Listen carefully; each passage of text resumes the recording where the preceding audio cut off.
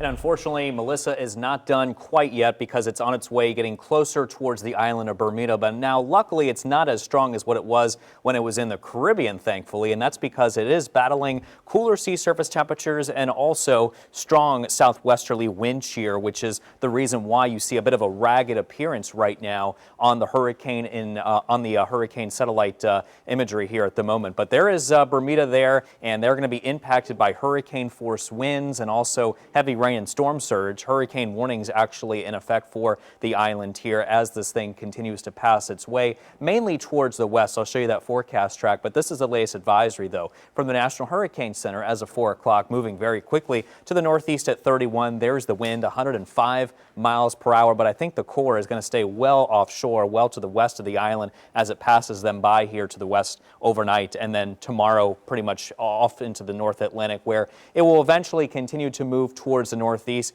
well into the far North Atlantic by this weekend and also into early next week, and at the same time becoming a post-tropical system, meaning it's going to lose its tropical characteristics, and then we'll pretty much say goodbye to Melissa. But meanwhile, here closer to home, our local weather featuring the cooler, dry, and overall sunny conditions that we've been seeing here across southeast Louisiana. Temperature-wise right now sitting into those mid-60s, 67 in Kenner, 64 in New Orleans Lakefront, same in Belle-Chasse, 67 right now in Galliano, and 65 in Hammond. North Shore low temperatures falling into the low 40s again tomorrow morning and Saturday morning, and then you can see we're back into those lower 40s Monday and Tuesday. That's from another cold front that's going to be making its way through the area on Sunday. And then South Shore lows not as cool, but into the lower 50s though Friday and Saturday, and then we're back in the low 50s again Monday and Tuesday from that same cold front that's going to knock down our temperatures. But overall, tomorrow afternoon, a lot of locations upper 60s to low 70s across the board in southeast Louisiana, so feeling very mild and overall just very comfortable. You can see as we go through tonight through tomorrow morning,